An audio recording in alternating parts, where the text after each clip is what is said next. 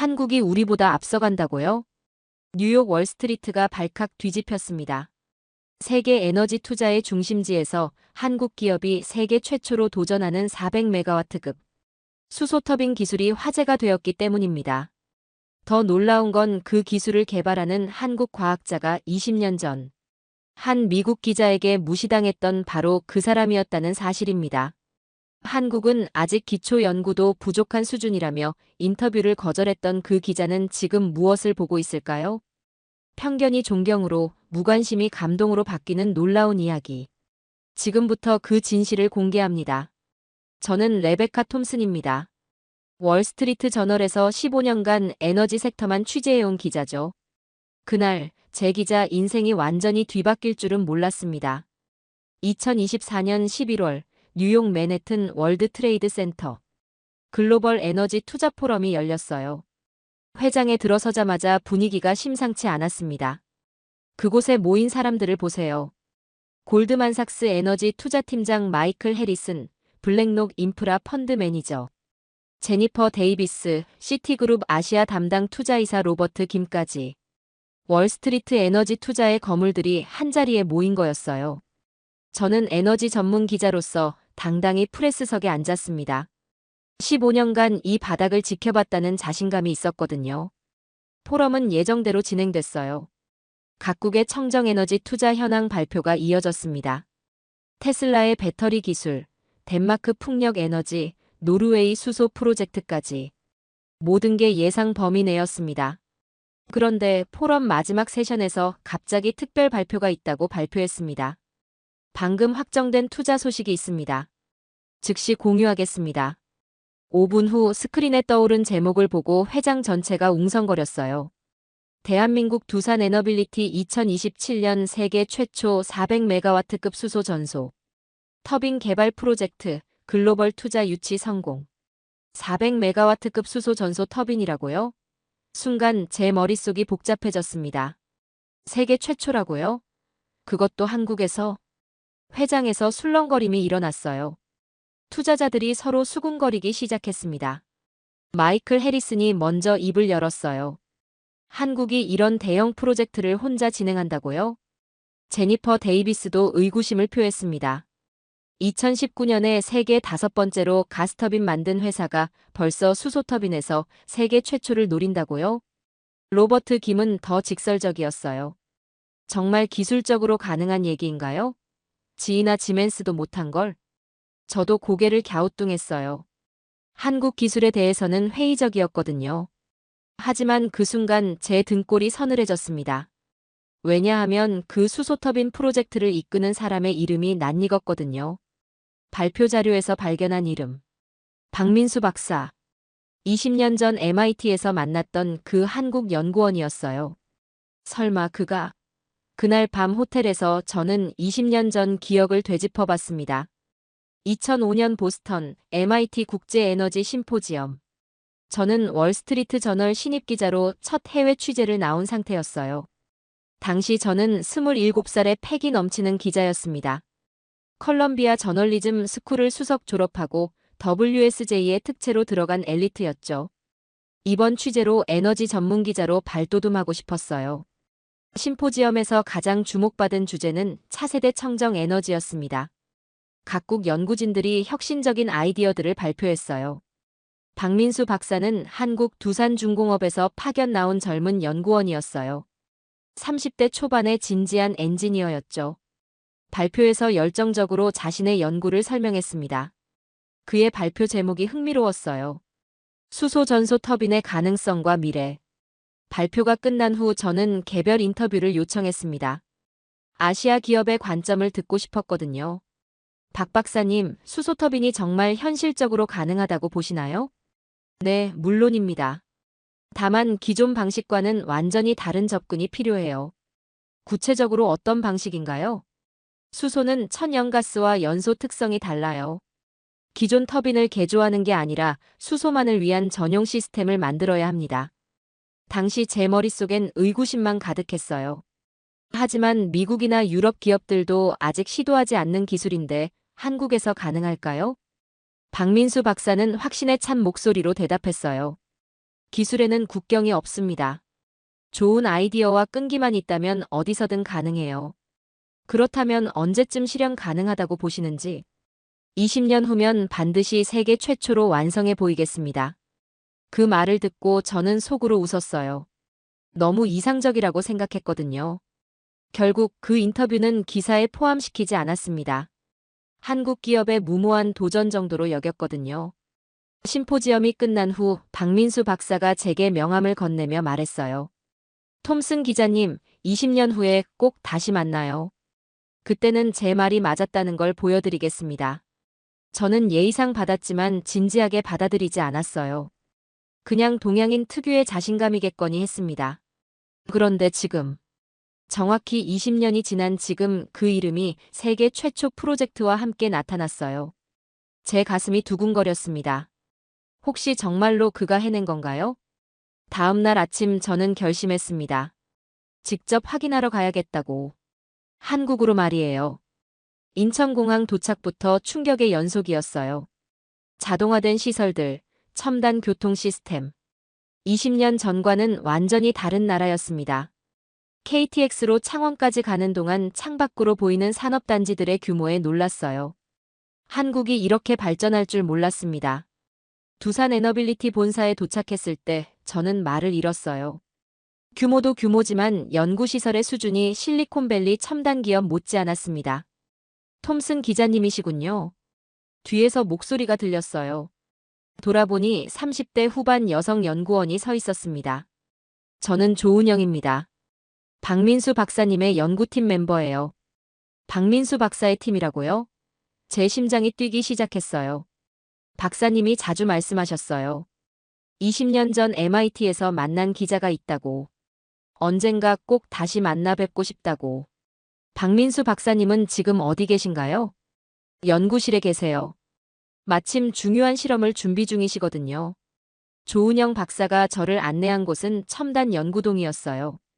엘리베이터를 타고 15층에 올라가니 거대한 연구실이 나타났습니다. 박사님, 톰슨 기자님 오셨어요. 연구실 안쪽에서 한 남성이 일어났어요. 머리는 희끗희끗해졌지만 20년 전 그 진지한 눈빛은 그대로였습니다. 톰슨 기자님, 정말 오셨군요. 20년 만이네요. 박민수 박사가 반갑게 웃으며 악수를 청했어요. 박사님, 정말. 그때 말씀하신 걸 지키고 계시는군요. 아직 완성된 건 아니에요.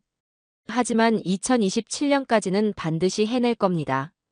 연구실 벽면에는 거대한 설계도들이 걸려 있었어요. 복잡한 수식과 도면들로 가득했습니다. 이게 그 수소터빈 설계인가요? 네. 20년간 연구한 결과물이에요. 조은영 박사가 옆에서 설명을 도왔습니다. 박사님은 미국에서 돌아오신 후 줄곧 이 연구만 하셨어요. 수소 전용 터빈이 반드시 필요하다고 확신하셨거든요. 그런데 정말 가능한 건가요? 지이나 지멘스도 아직 못한 기술인데. 박민수 박사가 자신있게 대답했어요. 그들은 기존 가스터빈을 개조하려고 해요. 하지만 우리는 처음부터 수소만을 위한 터빈을 설계했습니다. 컴퓨터 화면에 3D 모델이 떠올랐어요. 기존 터빈과는 완전히 다른 구조였습니다. 수소는 연소 속도가 매우 빨라요. 그래서 다단계 연소 제어 시스템을 개발했습니다. 화면 속 시스템은 정말 혁신적이었어요. 연소가 여러 단계로 나뉘어 정밀하게 제어되고 있었습니다. 20년 전에는 이런 기술이 불가능했어요. 하지만 AI와 소재 기술이 발전하면서 이제 현실이 됐습니다. 저는 한참 동안 말을 잃고 화면을 바라봤어요. 20년 전 제가 무시했던 그 아이디어가 이렇게 구체적인 형태로 나타나다니. 그런데 정말 작동할까요? 박민수 박사가 미소를 지었어요. 직접 보시겠어요? 실제 테스트 현장을 보여드리겠습니다. 박민수 박사의 안내로 향한 곳은 연구단지 내 대형 실험동이었어요. 거대한 건물 안에는 축소 모델이지만 실제와 동일한 수소 터빈이 설치되어 있었습니다. 이건 실제 크기의 10분의 1 모델이에요. 하지만 모든 기술이 똑같이 적용됐습니다. 주변에는 수십 개의 모니터와 제어 시스템이 설치되어 있었어요. 마치 나사 관제실 같았습니다. 지금 수소 연소 테스트를 진행해 보겠습니다. 조은영 박사가 제어판을 조작하기 시작했어요. 모니터에 실시간 데이터가 표시되기 시작했습니다. 연료 수소 100% 연소 온도 1200도씨 터빈 회전수 3600rpm 시스템 상태 정상. 믿을 수 없어요. 정말 수소만으로 이렇게 안정적으로? 처음엔 저희도 놀랐어요. 하지만 다단계 연소 제어 덕분에 기존 터빈보다 오히려 더 안정적이에요. 모니터를 보니 연소 과정이 실시간으로 표시되고 있었어요. 1단계, 2단계, 3단계로 나뉘어 각각 다른 온도와 압력으로 제어되고 있었습니다. 수소는 빠르게 연소하지만 단계적으로 나누면 완벽하게 통제할 수 있어요. 그때 놀라운 사실을 알게 됐습니다. 사실 박사님은 20년간 기자님을 생각해 오셨어요. 예. 조은영 박사가 설명했어요. 연구실에 가보시면 아실 거예요. 미국 에너지 관련 기사들이 가득해요. 특히 기자님이 쓴 기사들은 스크랩해서 보관하고 계시거든요. 제 가슴이 뜨거워졌어요. 제가 그를 무시했는데 그는 오히려 저를 존경하고 있었다니. 박사님이 자주 말씀하셨어요. 톰슨 기자님께 배운 게 많다고. 객관적이고 날카로운 질문 덕분에 연구 방향을 다시 생각하게 됐다고. 박민수 박사가 저를 연구실 한편으로 안내했습니다. 여기가 제 작업 공간이에요. 한쪽 벽면에는 제가 쓴 기사들이 정리되어 있었어요. 에너지 기술, 투자 동향, 미래 전망까지. 제가 15년간 쓴 주요 기사들이 거의 다 있었습니다. 박사님께서 왜 이런 걸? 기자님의 기사를 읽으면서 많이 배웠어요. 기술만으론 부족하다는 걸 깨달았거든요. 시장과 투자자들의 관점도 이해해야 한다는 걸. 책상 위에 낡은 명함이 하나 있었어요. 20년 전 제가 건넨 바로 그 명함이었습니다. 20년간 책상 위에 놓고 매일 봤어요. 언젠가 기자님께 성과를 보여드리겠다는 다짐을 하면서 그 모습을 보는 순간 제 눈시울이 뜨거워졌어요. 20년 전 제가 무시했던 그 사람은 끝까지 초심을 잃지 않고 꿈을 키워왔던 거였습니다. 전체 프로젝트 현황을 보여드릴까요? 박민수 박사가 저를 프로젝트 관리실로 안내했습니다. 거대한 스크린에는 수소터빈 개발 로드맵이 표시되어 있었어요. 2020년 기초 연구 완료, 2022년 10분의 1 축소 모델 성공. 2024년 투자 유치 완료, 2025년 실증 플랜트 건설, 2027년 400메가와트급 상용화. 현재 진행 상황이 어떻게 되나요? 계획보다 6개월 앞서 진행되고 있어요. 내년에 실증 플랜트가 완공되면 본격적인 테스트에 들어갑니다. 조은영 박사가 세부 계획을 설명해줬어요. 전 세계에서 주목하고 있어요. 성공하면 에너지 산업의 패러다임이 바뀔 거거든요. 스크린에 전 세계 관심 현황이 표시됐어요. 미국, 유럽, 일본의 주요 기업들이 기술 제휴를 요청하고 있었습니다. 해외에서는 어떤 반응인가요? 처음엔 의심했어요. 하지만 테스트 결과를 보고 나서는 모두 놀라고 있습니다. 박민수 박사가 보여준 자료에는 지멘스, 미쓰비시의 기술 협력 제안서들이 있었어요. 그들도 이제는 인정하고 있어요. 수소터빈의 미래는 다단계 연소 제어에 있다는 걸. 그런데 왜 한국이 이걸 먼저 할 수 있었을까요? 다른 기업들은 기존 시설을 활용하려고 했어요. 하지만 우리는 처음부터 새로 시작했거든요. 조은영 박사가 덧붙였어요. 박사님의 가장 큰 통찰이에요. 혁신은 기존 틀을 버릴 때 가능하다는 것. 모니터에 프로젝트 투자 현황이 표시됐어요. 총 5조 원 규모의 투자가 확정된 상태였습니다. 이 정도 투자면 세계 최대 규모의 수소터빈 프로젝트예요. 성공하면 한국이 수소 경제의 중심이 될 겁니다. 저는 깨달았습니다.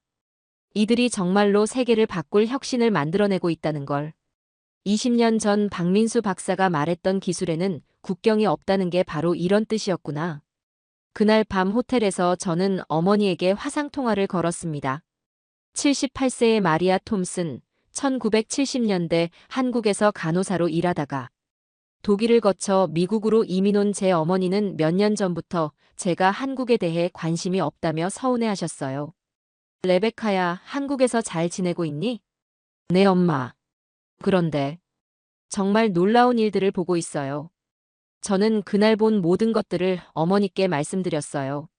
한국의 발전된 기술, 박민수 박사의 이야기, 그리고 제가 20년 전에 얼마나 편견을 가지고 있었는지까지. 엄마, 제가 정말 부끄러워요. 편견 때문에 진정한 가치를 보지 못했어요. 어머니의 눈이 촉촉해졌어요. 레베카야, 엄마도 한국에서 일할 때는 그 나라가 이렇게 발전할 줄 몰랐다. 정말 대단하구나. 왜 한국에 대해 더 많이 얘기해주지 않으셨어요? 너는 항상 바빴잖니. 그리고 솔직히 엄마도 그때는 가난한 나라라고만 생각했어. 어머니가 말을 이었어요. 하지만 엄마는 알고 있었다. 그 나라 사람들의 열정을. 밤늦게까지 공부하고 일하던 그 의지를 말이야. 지금이라도 늦지 않았죠? 물론이지. 진정한 이해에는 나이가 없다. 내가 그걸 깨달았다는 게 더 소중하다. 그날 밤 저는 처음으로 어머니의 한국 이야기를 자세히 들었어요. 그리고 깨달았습니다. 진정한 혁신은 편견을 버리고 열린 마음으로 바라볼 때 비로소 보인다는 걸. 한국에서 돌아간 저는 뉴욕에서 열린 에너지 투자 라운드 테이블에 참석했습니다. 이번엔 한국 기술에 대한 월스트리트의 평가를 들어보는 자리였어요. 한국 기술은 과대평가됐다고 봅니다. 골드만삭스의 마이클 해리슨이 단호하게 말했어요. 검증되지 않은 기술에 너무 많은 투자가 몰리고 있어요. 제니퍼 데이비스도 거들었죠. 리스크 관리 차원에서 신중해야 할 때입니다. 그런 말들이 반복되자 저는 자리에서 조용히 일어났습니다. 잠깐만요. 회의실이 조용해졌어요. 모든 시선이 저에게 집중됐습니다. 그건 잘못된 판단입니다. 무슨 말씀이신가요? 저는 직접 봤던 모든 걸 설명했어요. 박민수 박사의 20년 연구, 혁신적인 기술, 그리고 한국 기업의 놀라운 역량까지. 그들은 우리가 상상하지 못한 방식으로 문제를 해결했어요. 이건 단순한 기술 개발이 아니라 패러다임의 전환입니다. 하지만 투자 리스크보다 기회가 더 큽니다. 이 기술이 성공하면 에너지 산업 전체가 바뀔 거예요. 회의실 분위기가 바뀌기 시작했어요. 그럼 어떻게 접근하자는 건가요? 협력해야 합니다. 경쟁이 아니라 파트너십으로 접근해야 해요. 로버트 김이 관심을 보였어요. 구체적으로 어떤 형태의 협력을 말씀하시는 건가요? 기술 제휴, 공동 투자, 글로벌 마케팅. 가능성은 무궁무진해요. 그날 밤 저는 박민수 박사에게 이메일을 보냈어요. 이번엔 회의적인 기사가 아니라 희망적인 스토리를 쓰고 싶습니다. 20년 전 놓쳤던 기회를 이번엔 제대로 잡고 싶어요. 며칠 후 답장이 왔습니다. 기자님과 다시 함께 일할 수 있어서 영광입니다. 20년 전 그 만남이 결국 이런 결과를 만들어낸 것 같아요. 6개월 후 저는 월스트리트 저널의 특별 기획 시리즈를 연재하게 됐어요. 한국 수소터빈 혁명이라는 제목으로 총 5부작이었습니다. 박민수 박사와 조은영 박사를 정기적으로 인터뷰하면서 프로젝트 진행 상황을 생생하게 전했어요. 제 기사를 통해 전 세계가 한국의 수소터빈 기술에 주목하기 시작했습니다. 어느 날 조은영 박사가 메일을 보내왔어요. 기자님 덕분에 해외 관심이 폭증하고 있어요. 박사님도 정말 기뻐하고 계십니다. 그 말을 들으며 저는 박민수 박사에게 마음속으로 사과했어요. 20년 늦었지만 이제라도 그의 꿈을 함께 세상에 알리겠다고 다짐했습니다. 1년 후 창원의 세계 최초 400메가와트급 수소터빈 실증 플랜트가 완공됐습니다. 한국의 혁신 기술과 글로벌 투자가 만나 불가능을 현실로 만든 거였어요. 그 준공식에서 저는 이렇게 보도했습니다. 기술에는 국경이 없습니다. 20년 전 한 엔지니어의 꿈이 오늘 현실이 됐고 이제 인류 모두의 미래가 됐습니다. 박민수 박사가 준공식 연설에서 조용히 말했어요. 이 모든 것은 20년 전 한 기자님과의 만남에서 시작됐습니다. 때로는 의심과 질문이 더 큰 확신을 만들어낸다는 걸 배웠습니다. 저도 마음속으로 속삭였습니다. 박사님, 당신이 옳았어요. 정말 기술에는 국경이 없었습니다. 2027년 한국 두산 에너빌리티의 세계 최초 400메가와트급 수소터빈이 상용화에 성공했습니다. 전 세계 에너지 기업들이 한국 기술을 도입하기 시작했고 수소 경제의 새로운 시대가 열렸어요. 그날 저는 깨달았어요. 진정한 저널리즘은 편견을 버리고 진실을 찾아가는 것이라는 걸. 그리고 때로는 20년이 걸려도 늦지 않다는 걸 말이에요. 20년 전 무시당했던 과학자의 꿈은 오늘 전 세계가 인정하는 혁신이 됐고, 한국은 세계 5번째 가스터빈 개발국에서 수소터빈 세계 1위 국가가 됐습니다. 그리고 저는 그 변화의 한복판에서 진정한 기자, 정신을 배워가고 있습니다. 꿈에는 국경이 없고 진실에도 국경은 없습니다. 지금까지 세상의 따뜻함을 전하는 해외 감동 사연이었습니다.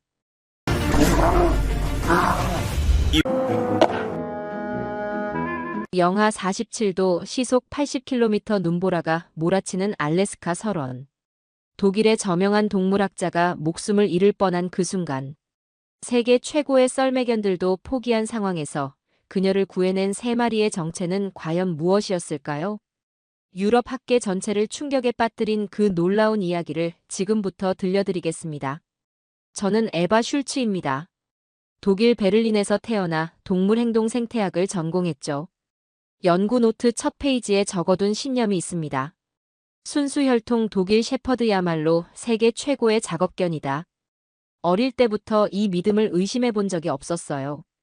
28살 되던 해 독일 정부 장학 프로그램으로 서울대학교의 박사 후 연구원으로 파견되었습니다. 연구 주제는 아시아 토종 반려견의 사회와 행동 비교였어요. 출국 전 동료들에게 농담 반 진담 반으로 말했죠. 아시아 개들이 유럽 개들보다 뛰어날 리는 없겠지만 비교 연구는 해봐야죠.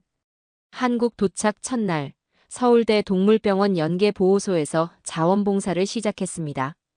그곳에서 만난 한 마리 개가 제 모든 편견을 흔들어 놓았어요. 이 아이는 3개월 전에 들어왔어요.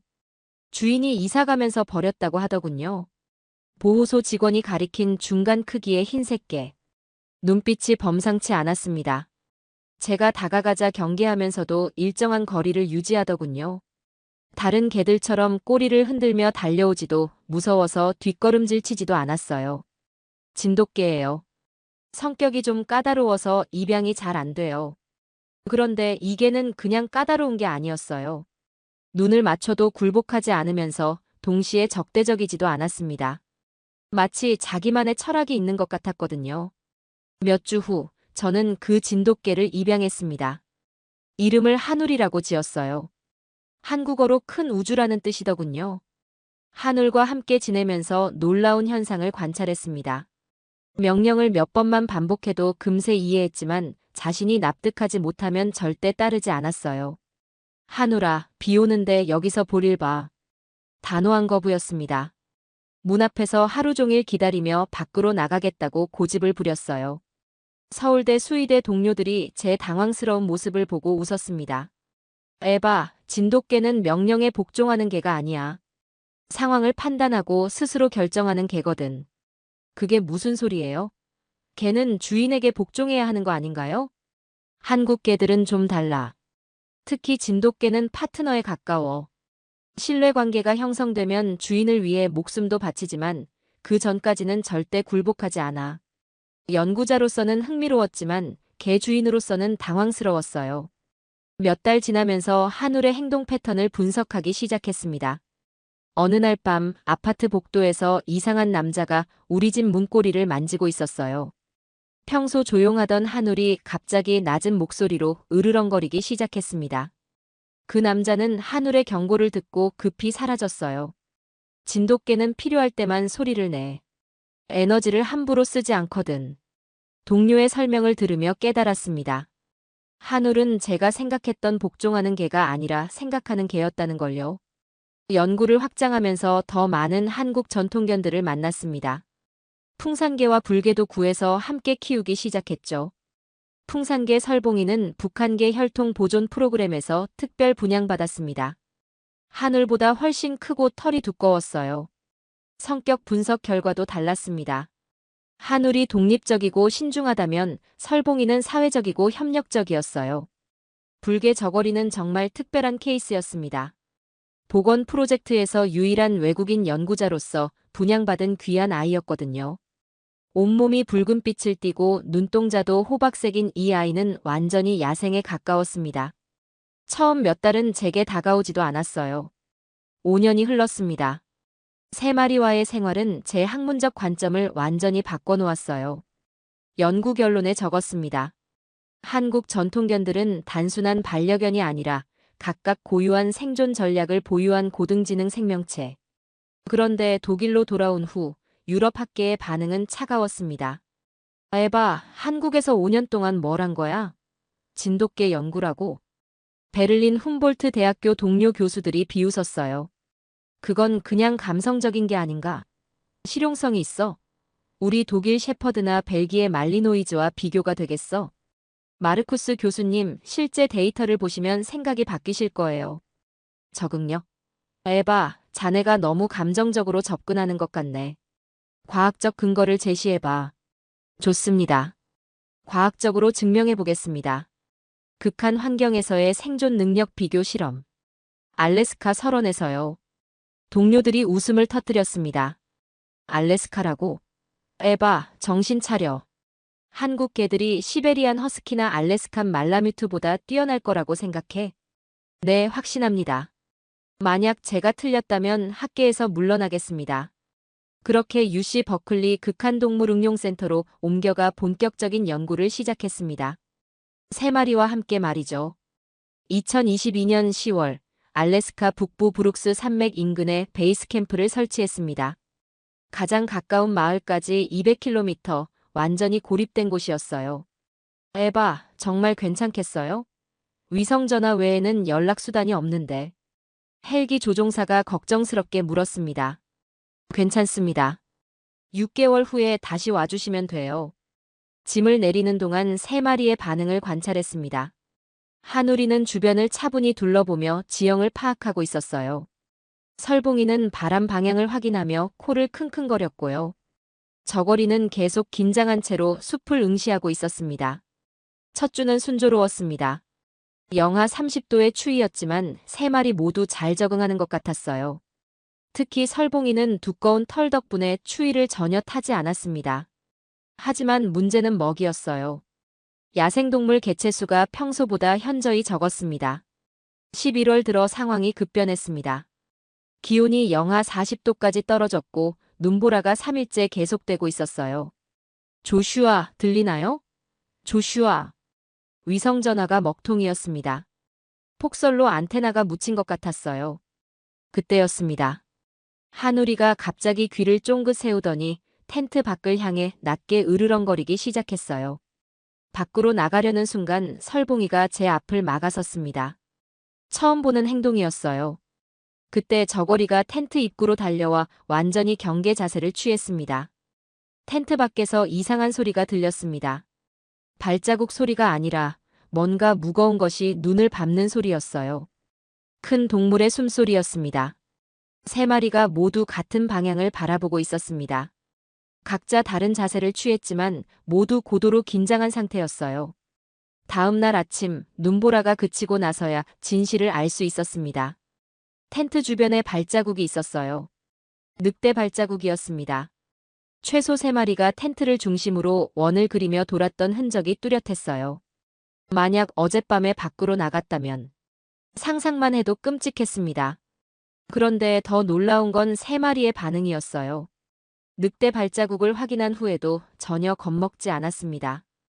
오히려 평상시보다 더 차분해 보였어요.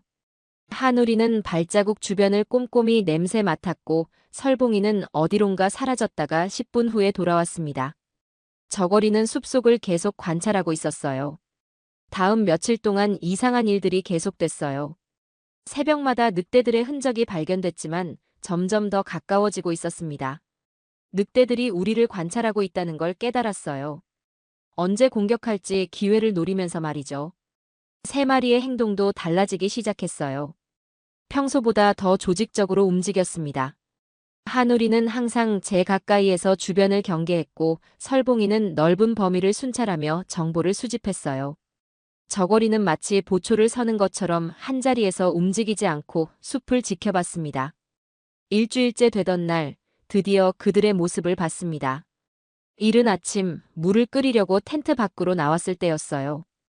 200m 떨어진 언덕 위에 3개의 검은 그림자가 서 있었습니다. 늑대였어요. 무의식적으로 비명이 나왔어요. 그 순간 세 마리가 즉시 제 앞에 섰습니다. 한우리는 차분하지만 단호하게, 설봉이는 당당하게, 저고리는 마치 맹수처럼 늑대들을 노려봤어요. 신기한 건 늑대들도 더 이상 가까이 오지 않았다는 거였어요. 한참을 서로 노려보더니 천천히 사라졌습니다. 11월 셋째 주 상황이 급격히 악화됐습니다. 기온이 영하 47도까지 떨어졌고 며칠째 계속된 눈보라로 식량 보급이 한계에 다다르고 있었어요. 그런데 더 심각한 문제가 생겼어요. 늑대들의 행동이 달라진 거였습니다. 새벽 4시 텐트 밖에서 들려오는 소리에 잠에서 깼어요. 뭔가를 끄는 소리였어요. 텐트 밖으로 나가보니 끔찍한 광경이 펼쳐져 있었습니다. 우리가 저장해둔 식량 저장고가 완전히 뒤져져 있었어요. 이건 단순한 배고픔이 아니야. 늑대들이 우리를 굶겨 죽이려는 계획적인 공격이었습니다. 사냥감을 약화시킨 다음 공격하는 전형적인 늑대의 사냥 전술이었어요. 그날 오후 더 무서운 일이 벌어졌습니다. 설봉이가 갑자기 숲속으로 달려나갔어요. 10분 후 설봉이가 돌아왔는데 목에 작은 상처가 있었습니다. 늑대의 이빨 자국이었어요. 그날 밤이 고비였습니다. 영하 45도의 혹독한 추위 속에서 세 마리가 교대로 경계를 서기 시작했어요. 마치 군대의 보초 교대와 같았습니다. 한우리가 첫 번째 시간대를 맡았어요. 텐트 입구에서 조용히 하지만 완전히 깨어있는 상태로 주변을 감시했습니다. 두 번째는 설봉이었어요. 상처에도 불구하고 텐트 주변을 천천히 순찰했습니다. 마지막은 저걸이었습니다. 완전히 정적인 상태에서 숲을 응시했는데 마치 야생 늑대처럼 보였습니다. 새벽 5시 드디어 그 순간이 왔습니다. 우우. 늑대들의 하울링이 사방에서 울려 퍼졌어요. 한 마리가 아니라 적어도 5마리는 되는 것 같았습니다. 세 마리가 즉시 전투 태세를 갖췄어요. 각자 완전히 다른 포지션을 취했습니다. 한우리는 제 바로 앞에서 냉정하게 상황을 판단하고 있었고 설봉이는 텐트 왼쪽에서 언제든 돌진할 준비를 하고 있었어요. 저고리는 오른쪽에서 완전히 야수의 모습으로 변해 있었습니다. 그때 처음으로 늑대 무리가 모습을 드러냈습니다. 30m 거리에 5마리의 회색 늑대가 부채꼴로 펼쳐져 우리를 포위하고 있었어요. 가장 큰 수컷 늑대가 한 걸음씩 다가오기 시작했습니다. 나머지 4마리도 천천히 포위망을 좁혀오고 있었어요. 절체절명의 순간이었습니다. 그런데 이상한 일이 벌어졌어요. 3마리가 동시에 한 걸음 앞으로 나섰습니다. 마치 사전에 약속이라도 한 것처럼 완벽하게 호흡이 맞는 움직임이었어요. 한우리가 먼저 소리를 냈습니다. 지금까지 들어본 적 없는 낮고 위협적인 으르렁거림이었어요. 설봉이가 그 다음이었습니다. 더 크고 깊은 목소리로 경고했어요. 마지막으로 저고리가 소리를 냈는데 이건 거의 늑대의 울음소리와 비슷했습니다. 놀라운 일이 벌어졌어요. 늑대들이 멈춰 섰습니다. 가장 큰 수컷 늑대가 고개를 갸웃했어요. 마치 이들이 뭔가 다르다는 표정이었습니다. 30초간의 정적이 흘렀어요. 서로 노려보는 시간이었습니다. 그러자 설봉이가 갑자기 한 걸음 더 나아갔어요. 상처 입은 몸으로도 전혀 기죽지 않는 모습이었습니다. 한우리와 저고리도 이 기회를 놓치지 않았습니다. 동시에 한 걸음씩 더 나아가며 위협을 계속했어요. 늑대 무리가 흔들리기 시작했습니다. 뭔가 예상과 다른 상황이 벌어지고 있었거든요. 믿을 수 없는 광경이었습니다. 3마리의 한국개가 5마리 늑대 무리를 상대로 전혀 밀리지 않고 있었어요. 아니, 오히려 늑대들이 당황하고 있었습니다. 5분 후 늑대들이 천천히 후퇴하기 시작했어요. 가장 큰 수컷이 마지막까지 우리를 노려보다가 다른 늑대들을 따라 숲속으로 사라졌습니다. 완전히 조용해진 후에야 3마리가 긴장을 풀었어요. 그 순간 깨달았어요. 이 아이들이 단순히 용감한 게 아니라는 걸. 각자의 고유한 능력을 완벽하게 조합해서 늑대들을 압도한 거였습니다. 다음 날 새벽 믿을 수 없는 일이 벌어졌습니다. 텐트 밖에서 이상한 소리가 들려왔어요. 늑대의 울음소리였는데 뭔가 달랐습니다. 위협적이지 않고 오히려 애처로웠거든요. 한우리가 귀를 세우고 귀에 깊게 들어보더니 텐트 밖으로 나가려고 했어요. 하지만 한우리의 태도가 전날 밤과는 완전히 달랐습니다. 경계하는 게 아니라 호기심을 보이고 있었어요. 조심스럽게 텐트 밖으로 나가보니 놀라운 광경이 펼쳐져 있었습니다. 50m 떨어진 곳에 어젯밤에 그 큰 수컷 늑대가 홀로 앉아 있었어요. 하지만 어젯밤과는 완전히 다른 모습이었습니다. 꼬리를 바닥에 내리고 머리를 살짝 숙인 채로 말이죠. 더 놀라운 건 그 늑대 옆에 놓인 것이었어요. 토끼 한 마리가 있었습니다. 상처 입은 채로 죽어가는 토끼였어요. 그 순간 설봉이가 천천히 앞으로 나아갔습니다. 놀랍게도 늑대가 뒤로 물러났어요. 공격하지도 도망가지도 않고 그냥 자리를 비켜준 거였습니다. 설봉이가 토끼에게 다가가 냄새를 맡더니 저를 돌아봤어요. 마치 이거 가져가도 되냐고 묻는 것 같았습니다. 그때 한우리와 저고리도 천천히 나와 설봉이 양옆에 섰어요. 세 마리가 나란히 서서 늑대와 마주보고 있는 모습이었습니다. 더욱 놀라운 건 늑대의 반응이었어요. 마치 예의를 표하는 것처럼 고개를 더 숙였습니다. 5분간의 조용한 대치가 이어졌습니다. 그러다가 늑대가 천천히 일어나 숲속으로 사라졌어요. 하지만 어젯밤처럼 위협적으로가 아니라 정말 조용하게 말이죠. 다음 날 더욱 이상한 일이 벌어졌어요. 새벽에 일어나니 텐트 앞에 또 다른 선물이 놓여 있었습니다. 이번엔 생선이었어요. 얼어붙은 연어 한 마리였습니다. 흔적을 살펴보니 역시 늑대의 발자국이었어요. 하지만 어젯밤처럼 포위하듯 돌았던 것과는 달리 일직선으로 다가와서 물건을 놓고 바로 떠난 흔적이었습니다. 그날 오후 결정적인 순간이 왔습니다. 갑자기 숲에서 이상한 소리가 들려왔습니다. 새끼 울음소리였어요. 늑대 새끼의 울음소리였습니다. 세 마리가 동시에 귀를 세웠어요. 한우리가 먼저 움직였어요. 천천히 울음소리 방향으로 걸어가기 시작했습니다. 100m쯤 걸어가니 상황을 알 수 있었어요. 늑대 새끼 한 마리가 얼음 구덩이에 빠져 있었습니다. 어미로 보이는 암컷 늑대가 구덩이 주변을 맴돌며 애타게 울고 있었어요. 어미 늑대가 우리를 발견했을 때 놀랍게도 우리를 보고 더 큰 소리로 울기 시작했어요. 마치 도와달라고 부탁하는 것 같았습니다. 설봉이가 구덩이 가장자리로 가서 아래를 내려다봤어요. 깊이가 2m 정도 되는 얼음 구덩이였습니다. 새끼 늑대는 추위에 떨며 계속 울고 있었어요. 저고리가 구덩이 주위를 한 바퀴 돌더니 가장 경사가 완만한 곳을 찾아냈어요. 한우리는 어미 늑대에게 다가가 조용히 앉았습니다. 마치 걱정하지 말라고 위로하는 것 같았어요.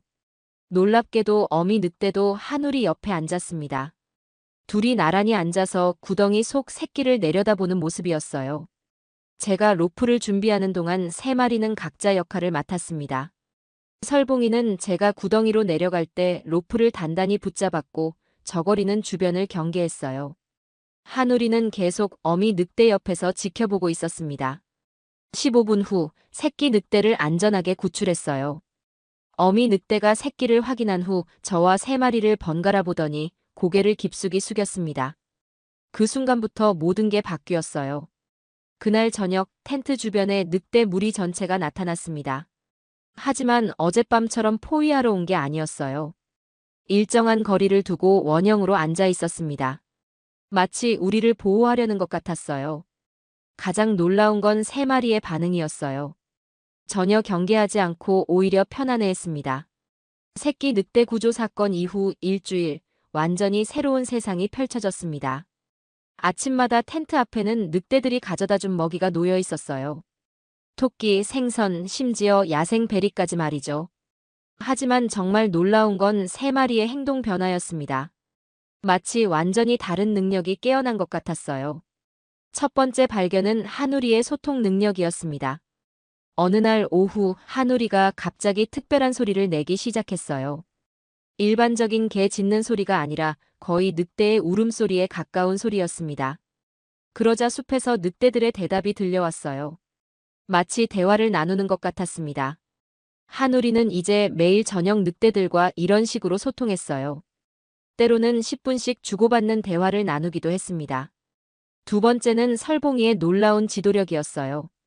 어느 날 새벽 설봉이가 갑자기 일어나더니 숲속으로 들어갔어요. 30분 후 설봉이가 돌아왔는데 혼자가 아니었습니다. 뒤에 늑대 3마리가 따라오고 있었어요. 놀랍게도 늑대들이 설봉이의 뒤를 따라 우리 텐트까지 온 거였습니다. 마치 설봉이가 그들의 대장인 것처럼 말이죠. 더욱 놀라운 건 그 다음이었어요. 설봉이가 늑대들에게 뭔가 지시하는 것 같은 행동을 보였거든요. 설봉이가 고개를 숲속 한 방향으로 돌리자 늑대들이 그 방향으로 가서 무언가를 가져왔습니다. 큰 나무가지였어요. 알고 보니 우리 텐트 뒤쪽에 바람막이가 필요한 상황이었어요. 계속된 강풍 때문에 텐트가 흔들리고 있었거든요. 설봉이가 그걸 파악하고 늑대들에게 도움을 요청한 거였습니다. 늑대들이 가져온 나무가지들로 훌륭한 바람막이를 만들 수 있었어요. 세 번째 발견은 저고리의 예측 능력이었습니다. 어느 날 아침 저고리가 이상한 행동을 보였어요. 계속 하늘을 보며 불안해했거든요. 하늘은 맑고 날씨도 좋았어요. 하지만 저고리는 계속 긴장하고 있었습니다. 2시간 후 저고리가 갑자기 제 팔을 입으로 물고 텐트 안으로 끌어들였어요. 그 순간 하늘이 급격히 어두워지기 시작했습니다. 30분 후 어마어마한 눈보라가 몰아쳤습니다. 이런 일이 계속 반복됐어요. 저고리는 눈보라, 강풍, 심지어 지진까지 미리 감지했습니다. 한 달 후 저는 완전히 새로운 연구 결과를 정리하고 있었어요. 한국 전통견 3종의 고유 능력이 각각 독립적으로도 탁월하지만 협력 시 기하급수적 시너지 효과를 발생시킨다는 걸 확인했거든요. 어느 날 저녁 3마리가 모여서 뭔가 회의를 하는 것 같은 모습을 보였습니다. 한우리가 먼저 늑대들과 소통하더니 설봉이에게 뭔가 알려줬어요. 설봉이는 그 정보를 바탕으로 늑대들에게 지시했고 저고리는 주변 환경을 계속 감시했습니다. 다음 날 아침 그들의 계획이 무엇인지 알 수 있었어요. 텐트 주변에 완벽한 방어시설이 만들어져 있었습니다. 바람막이, 눈 차단벽, 심지어 비상 대피소까지 말이죠.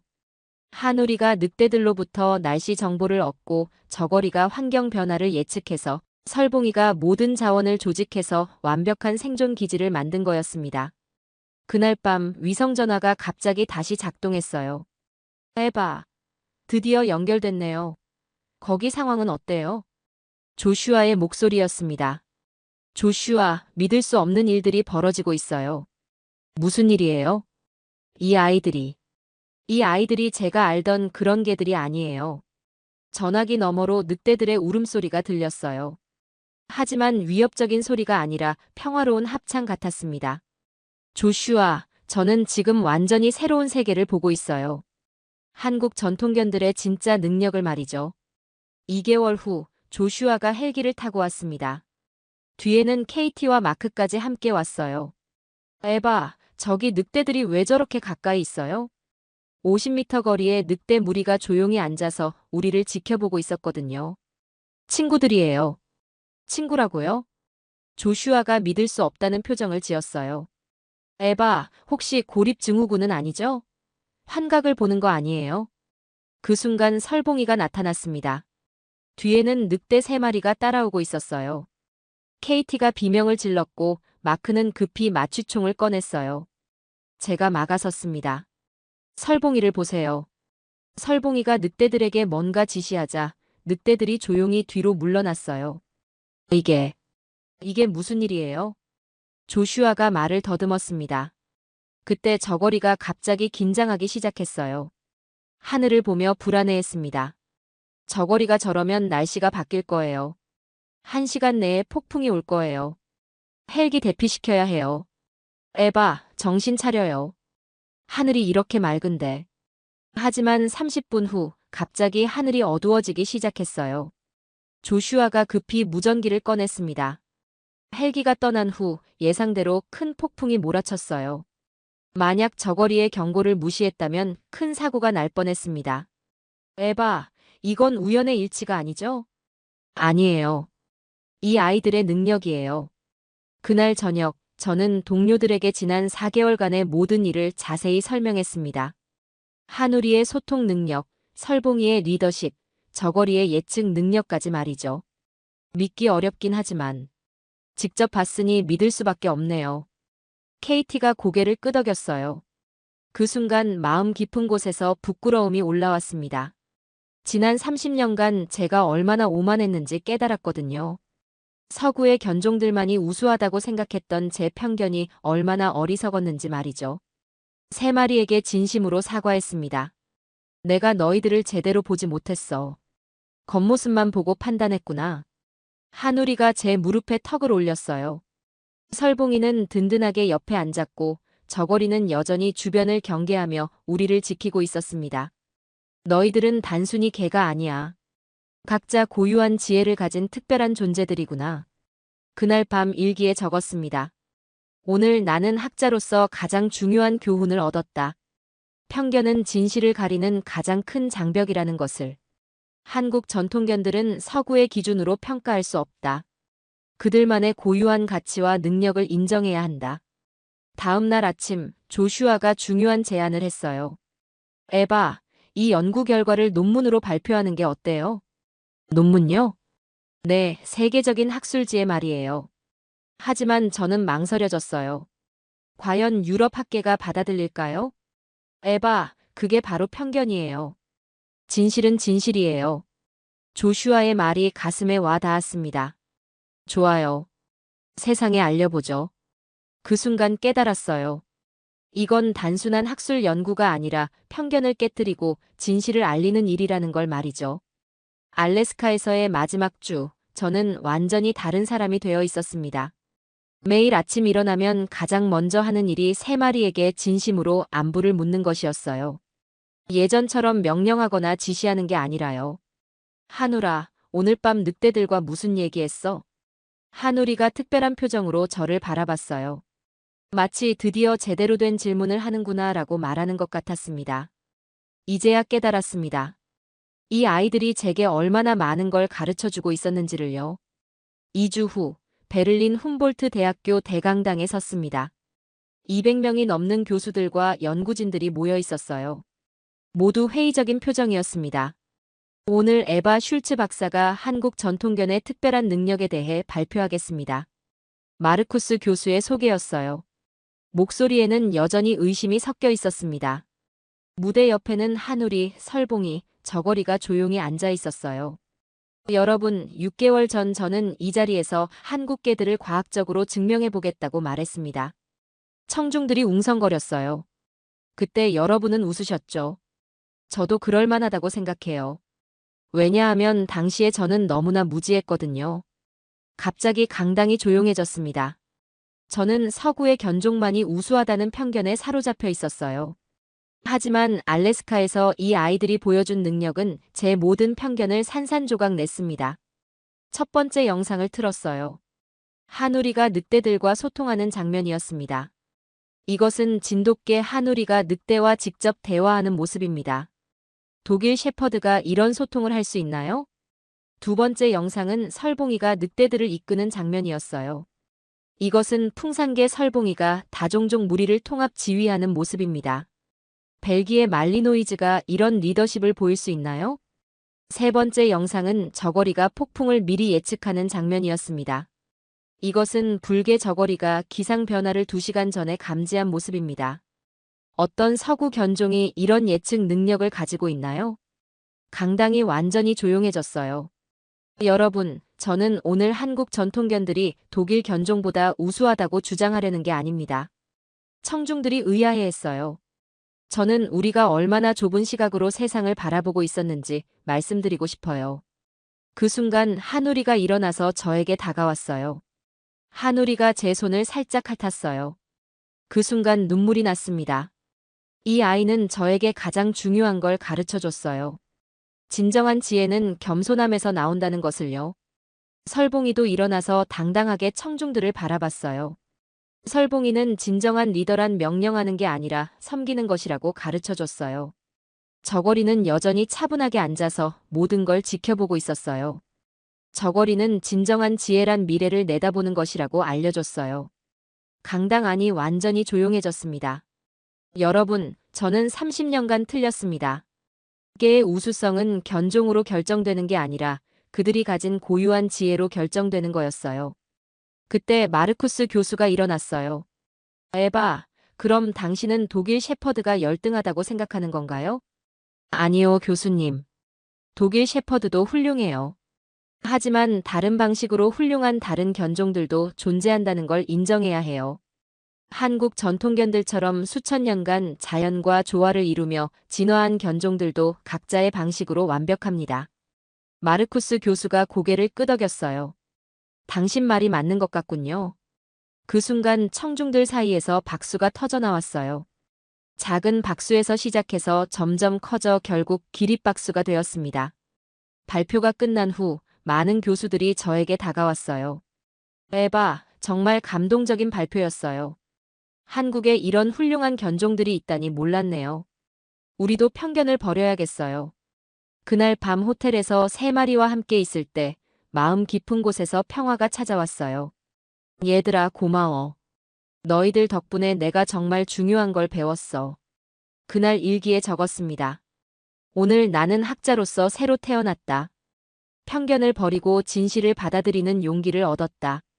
한국 전통견들이 가르쳐준 가장 큰 교훈은 다양성의 아름다움이었다. 다음 날 놀라운 소식이 기다리고 있었어요. 세계적인 학술지 네이처에서 제 논문 게재를 승인했다는 연락이 온 거였습니다. 하지만 가장 기뻤던 건 따로 있었어요. 한우리, 설봉이, 저고리가 제 옆에서 꼬리를 흔들며 저를 바라보는 모습이었거든요. 얘들아, 우리가 해냈어. 그 순간 깨달았어요. 진정한 성공이란 세상의 인정을 받는 게 아니라 진실을 발견하고 성장하는 것이라는 걸 말이죠. 그로부터 2년이 흘렀습니다. 지금 저는 UC 버클리에서 새로운 연구소를 이끌고 있어요. 다종족 협력 연구소라는 이름의 세계 최초 기관입니다. 에바 교수님, 오늘도 한국에서 연구진이 방문한다고 하던데요. 조슈아가 말했어요. 이제 제 연구소의 부소장이 되었습니다. 네, 서울대학교 수의대에서 오시는 분들이에요. 한국 전통견 보존 프로젝트 때문에 말이죠. 사무실 한편에서는 한우리, 설봉이, 저고리가 편안하게 쉬고 있었어요. 이제는 연구소의 공식 연구원이자 선생님들이 되었거든요. 지난 2년간 정말 많은 일이 있었어요. 제 논문이 네이처지에 실린 후 전 세계에서 연락이 쏟아졌습니다. 일본에서는 시바견과 아키타견 연구를 요청했고 노르웨이에서는 노르웨이 엘크하운드 연구를 의뢰했어요. 하지만 가장 의미 있었던 건 한국에서 온 제안이었습니다. 에바 교수님, 한국 정부에서 국가 차원의 전통견 보존 프로젝트에 참여해달라고 하네요. KT가 전해준 소식이었어요. 진돗개, 풍산개, 불개뿐만 아니라 삽살개, 동경이까지 포함한 대규모 연구 프로젝트래요. 그때 한우리가 제 옆으로 와서 앉았어요. 마치 당연히 해야지라고 말하는 것 같았습니다. 그렇게 시작된 한국 전통견 프로젝트는 대성공이었어요. 삽살개의 치유 능력, 동경이의 공감 능력까지 발견하면서 한국 전통견들의 놀라운 세계가 완전히 드러났거든요. 에바, 한국 정부에서 당신에게 명예 시민권을 주겠다고 하네요. 조슈아가 기쁜 소식을 전해줬어요. 하지만 정작 저에게는 더 소중한 인정이 있었어요. 어느 날 한국의 한 할아버지가 연구소로 찾아오셨거든요. 교수님, 제가 50년간 키운 진돗개가 있는데요. 할아버지의 진돗개는 정말 특별했어요. 할아버지의 병을 미리 알아채고 약을 가져다주는 놀라운 능력을 가지고 있었거든요. 할아버지, 이 아이 덕분에 제가 더 많이 배웠어요. 그 순간 가슴이 뜨거워졌어요. 제 연구가 실제로 사람들에게 도움이 되고 있다는 걸 알았거든요. 그날 이후로 전 세계에서 비슷한 사례들이 쏟아져 들어왔어요. 프랑스의 브리타니 스파니엘이 지진을 예측하는 능력, 이탈리아의 네아폴리탄 마스티프가 화산 폭발을 미리 감지하는 능력까지 말이죠. 에바, 우리가 발견한 건 한국 전통견만의 특별함이 아니라 모든 견종에 숨겨진 능력이었네요. 마크가 감탄했어요. 맞아요. 우리가 편견을 버리고 제대로 관찰하기만 하면 모든 개들이 특별한 존재라는 걸 알 수 있어요. 지금 저희 연구소에는 전 세계 50여 개국에서 온 연구진들이 함께 일하고 있어요. 모두 자국의 전통견들을 연구하면서 놀라운 발견들을 하고 있습니다. 오늘 아침에도 놀라운 소식이 들어왔어요. 에바 교수님, 유엔에서 연락이 왔어요. 조슈아가 흥분해서 말했어요. 세계 동물의 날 기념 특별 강연을 해달라고 하네요. 주제는 편견을 넘어선 진실의 발견이래요. 웃음이 나왔어요.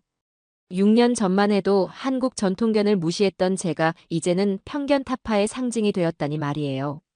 물론 함께 가야겠네요. 3마리를 바라보며 말했어요. 그날 저녁 연구소 마당에서 3마리와 함께 산책을 했어요. 얘들아, 우리가 처음 만났을 때를 기억해? 한우리는 여전히 차분하고 지혜로웠고 설봉이는 든든하고 리더답게, 저고리는 조심스럽지만 따뜻하게 제 곁을 지키고 있었어요. 너희들 덕분에 내가 정말 많이 배웠어. 가장 중요한 건 겸손함이라는 것, 그리고 세상의 모든 존재는 각자의 방식으로 완벽하다는 것을 말이야. 그 순간 멀리서 늑대들의 울음소리가 들려왔어요. 연구소 근처 보호구역에 사는 늑대들이었습니다. 한우리가 대답하듯 조용히 소리를 냈어요. 저런, 또 대화하고 있네. 웃으면서 바라보는데 갑자기 가슴이 벅차올랐어요. 6년 전 알래스카 설원에서 절망하던 그 순간을 생각하니 말이에요. 얘들아, 고마워. 너희들이 아니었다면 난 평생 편견 속에서 살았을 거야. 한우리가 제 손을 살짝 핥았고 설봉이는 든든하게 제 옆에 섰어요. 저고리는 평화로운 미소를 지으며 하늘을 바라봤습니다.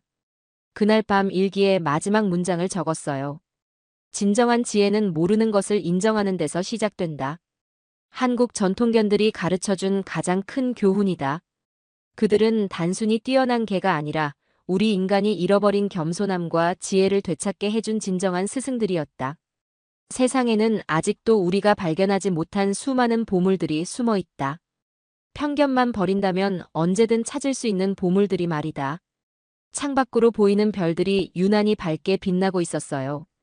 마치 앞으로도 계속될 새로운 발견들을 축복해주는 것 같았습니다. 한우리, 설봉이, 저고리와 함께하는 모험은 이제 막 시작이었거든요.